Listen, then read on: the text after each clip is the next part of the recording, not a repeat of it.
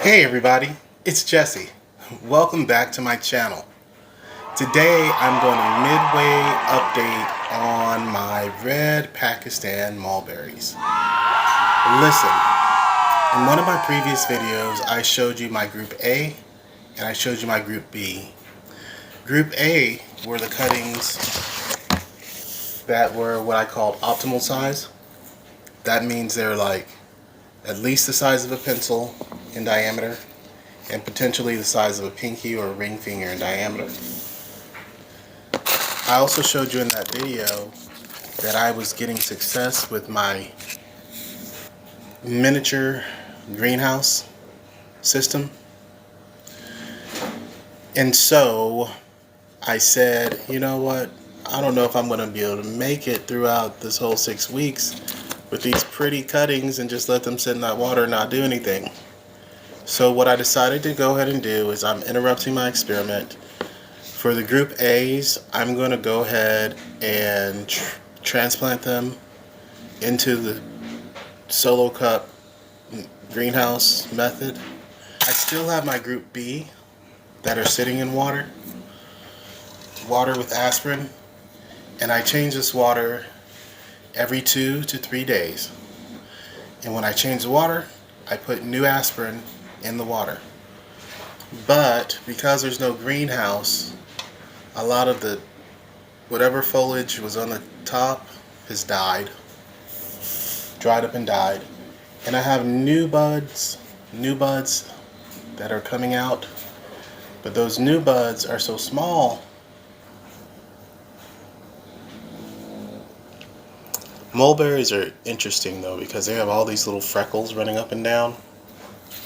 And in theory, any of these little freckles could serve as a rooting node. So compared to what I showed you in the last video, and I'll leave a link in the description, or you can just scroll through my videos to see my part 2 video of the Pakistan mulberries, the red Pakistan mulberries. So what I'm going to do is I'm going to go ahead, even though this one has something on it that could be called a root there, I'm not going to continue with it, not for this group. I will continue with the water for that group. That's plenty of cuttings and water, so we can count out. In fact, we had more here in water than we had of our group A to start with anyways. So the group B's will just be in water, okay? And the group A's, we're going to do something different. We are changing up our experiment, okay?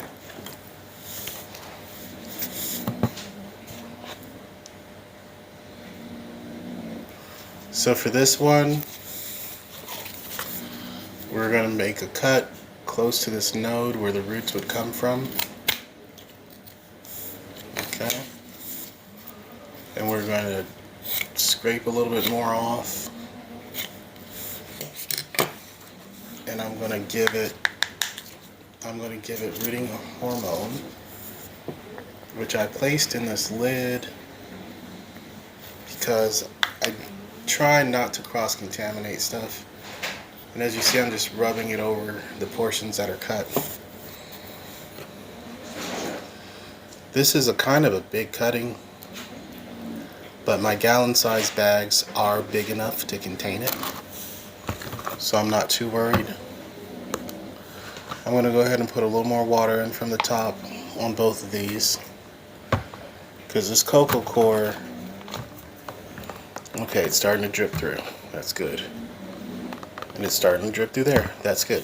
This cocoa core has got some serious properties. Cocoa core is well draining, but it also holds moisture.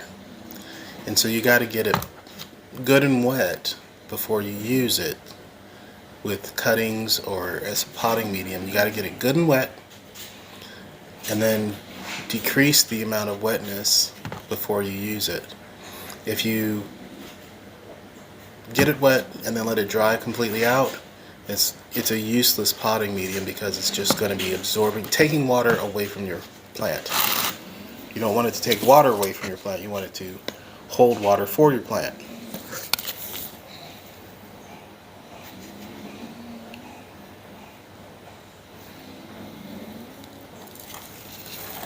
What I'm doing is I'm just comparing the heights of these guys, which are, these two are essentially the same height.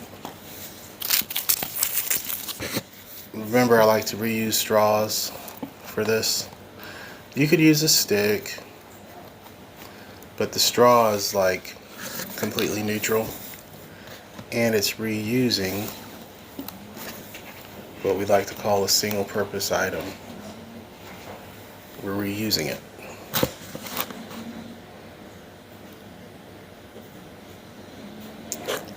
Optimally, I like to have 3 nodes, but these nodes are separated so much that we're just getting 2 nodes under the surface. And I'll show you here. There's a node here, and there's a node here. So these 2 nodes will be under. I'm going to cut that extra piece off at the bottom, and you'll have 2 nodes under the surface. Same here. I'm going to cut this little extra off, and you see you'll have this node by my pinky and this node here by my index finger. 2 nodes will fit under the surface. Okay, so let's go ahead and give a little snippy to this girl. And sometimes I do refer to things as this guy, but in the case of mulberries, these are girls, because mulberries come in male and female, and the male mulberry plants just give pollen. They don't actually fruit. They just give pollen. I have a male mulberry in my yard. It's not a male Pakistani. It's a male mulberry. And what happened in America is male mulberries were sold as ornamental mulberries because they didn't fruit. I'm just rubbing that rooting hormone over where I cut. But the male mulberries, well, first white mulberries and then male mulberries were sold as ornamental mulberries, ornamental mulberry trees, not the berries themselves, but the trees. They were sold as ornamental mulberry trees because they did not flower and they did not fruit. And some people did not like the fruit or the flowers of the mulberry, and they wanted to have ornamental mulberries. I'm going to add a little bit more cocoa coir to that, and as I said, it's 100% cocoa coir that I'm adding.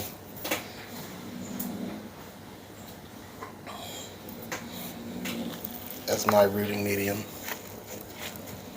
Okay, I'm going to add some water. And basically the idea is I'm making sure that those first 2 nodes are covered, well covered, not just barely covered, well covered. I turn these branches inward so they're not outward because I'm going to put the bag over them. The bag's going to make the greenhouse. And by turning them inward, it just helps make that structure. Okay.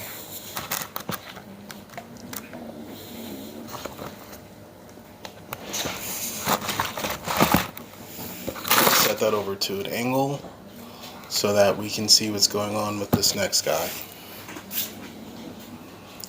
And there I go again, next guy.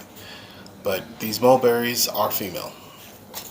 So this next gal, she has, okay, it's not a root, she just had something going on there. But she's got a node here, 1, 2, then 1, 2.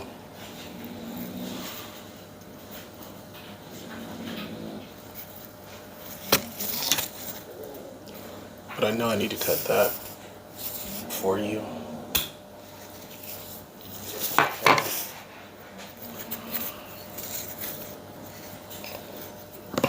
And I'm measuring, my 2 nodes are going to be under the surface. But I'm looking back at this gal over here. Gal. Did you catch it? And there's a node right there. And of course this is a node in itself. But there's a node on the node.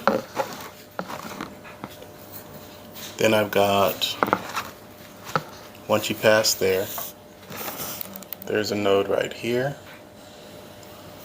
Then on this side, there's a node right here, here, there.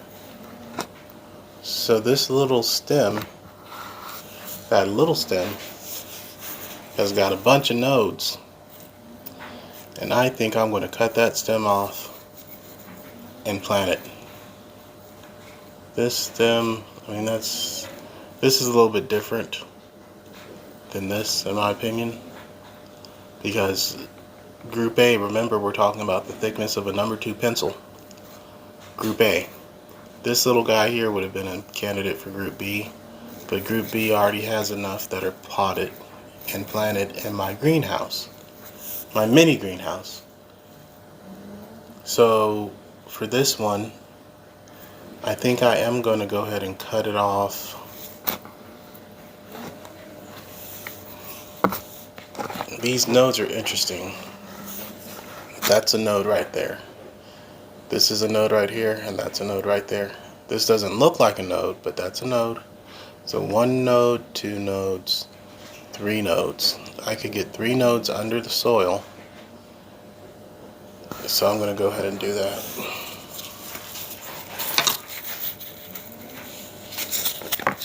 I'm going to cut this one here, just below that node. Okay. So I've got 1 node, 2 nodes, 3 nodes. And actually that's probably a node right there as well. Okay, so I've got enough nodes. I'm going to take that off.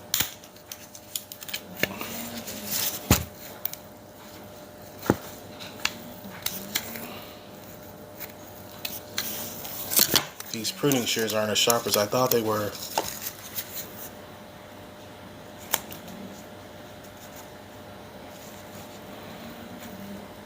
Okay. And I'm going to put pruning hormone here, here. I'm going to put pruning hormone everywhere in this guy. But I'm going to go ahead and do that. That. Alright, just hit the node. Alright. So this young lady, the 3 nodes all begin before here. And I'm going to take this little piece off of that node. Alright. You see what I'm doing? No. What? What do you mean no? Of course you see what I'm doing. There's some water over there.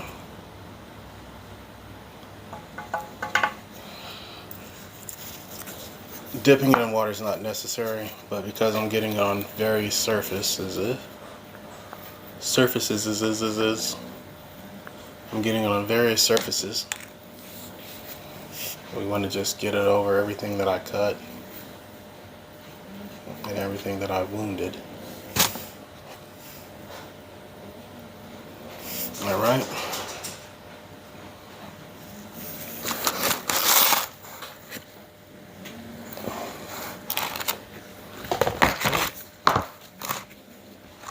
Excuse me. Okay. Now this is going to come in at an angle. So I'm going to come in at an angle with my hole. I still want to put it along the edge. Did you guys catch how I put that at an angle? And I'm going to pack it in. so that from this side you see that it's down there and it's packed in along the edge. Do you see that? It's packed in there. And even right here where my finger is, you can see a little tip of that. So when the roots start growing, you'll be able to see them pretty clearly.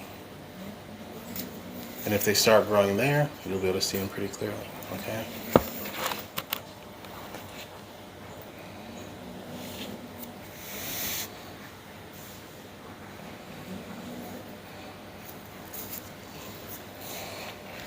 For this young lady,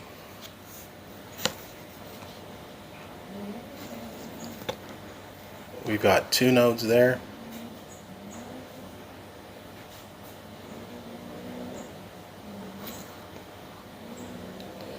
Two nodes under the surface. And I just have to tell you, that's why group B was so much better for this, is because group B had these nodes that were really close together. And I mentioned in my first Pakistan mulberry video the concept that the distance between nodes is inversely proportional to your success rate with cuttings. So if I were able to get a thick cutting like this that had nodes that were spaced every inch like these are, that would be a wonderful cutting. But instead, the thicker they get, the farther their nodes are apart. Now, down here, there's more than one node. There's one node there and there. They're kind of close together right in this area. Then the next one is here, and up here, then up there. But remember, we have a bunch of group B that appear to be taking root. So we want to keep this experiment going with group B. We want to keep it going to see how they do.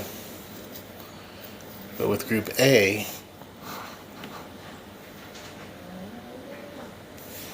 I think because we have enough nodes down here, we got 1, 2, and then 3. Because these nodes again are really close to each other. That's going to give us 3 nodes under, 1 node above.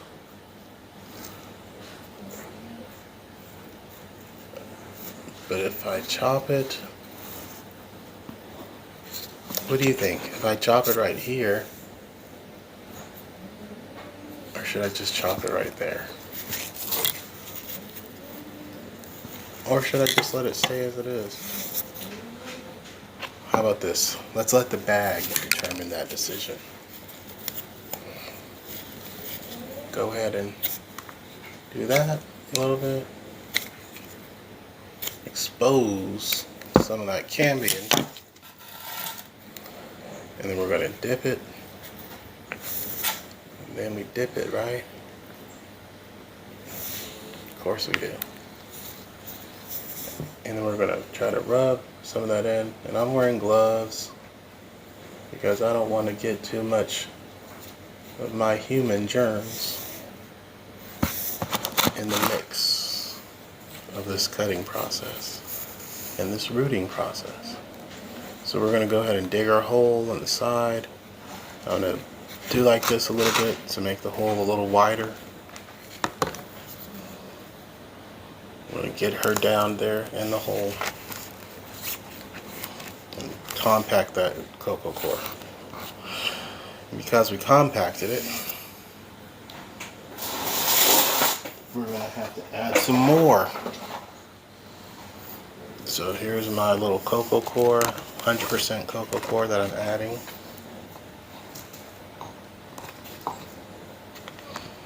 And it's fluffy.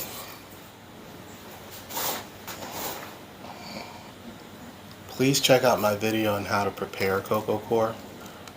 Cocoa core comes in blocks.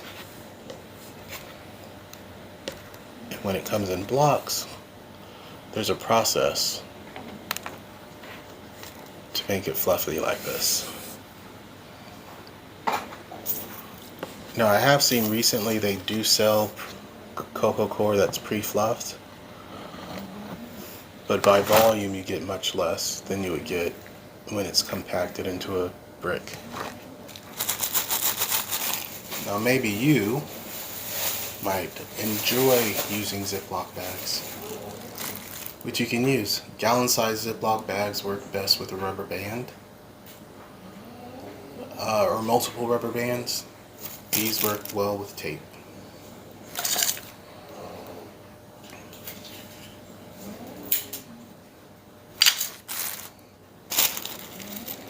So we're going to tape one side, and because the stick is so high, it's not too tall, so we're not going to cut it. We're just going to leave it like it is.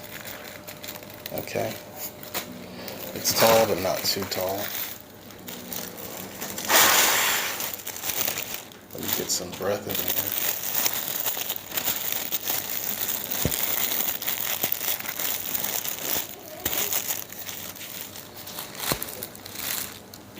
I hope I didn't bust your eardrums out.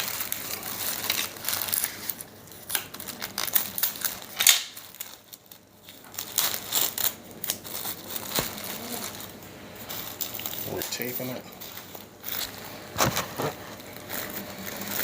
There we go. Red Pakistan mulberry, Group A. And that greenhouse is going to hold that humidity in. It's going to hold that moisture in, which is going to make a great environment for these things to take off.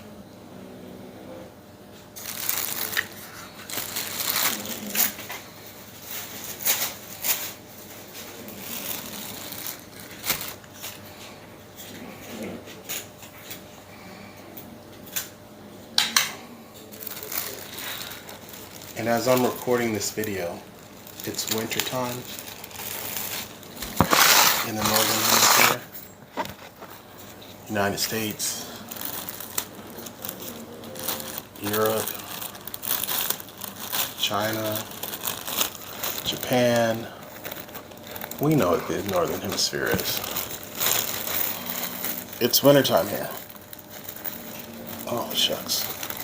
Which means there's not that much to do outside in the garden in the wintertime.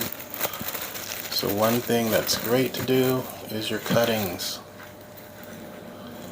Now these Pakistani mulberries don't really recognize winter that well. They're deciduous, but they're a different kind of deciduous. They're tropical deciduous or subtropical deciduous. And they're like, wintertime, what's that? Let me keep my leaves on. So they try to keep their leaves on as much as possible. I have a white Pakistan mulberry.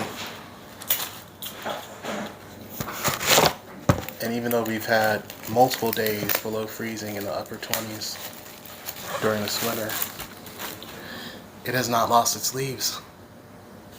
It only loses, I guess, well, it's lost maybe 60% of its leaves.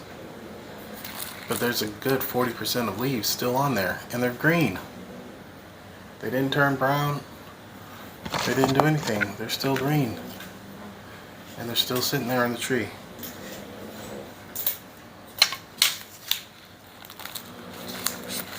Even my ever-bearing mulberry right now is bearing, it's flowering, and it's bearing fruit in January. And I guess that's one of the problems, or one of the interesting things about being in my zone, or at least being in Texas Gulf Coast area, is our winter is warm, except for those few days when it's not warm. We don't have long stretches of cold, but when it gets cold, it gets very cold. This year we've been in the 20s, upper 20s, but in the year 2021, February 2021, we got down to the single digits every night for 4 days straight. That was unprecedented, but it happened.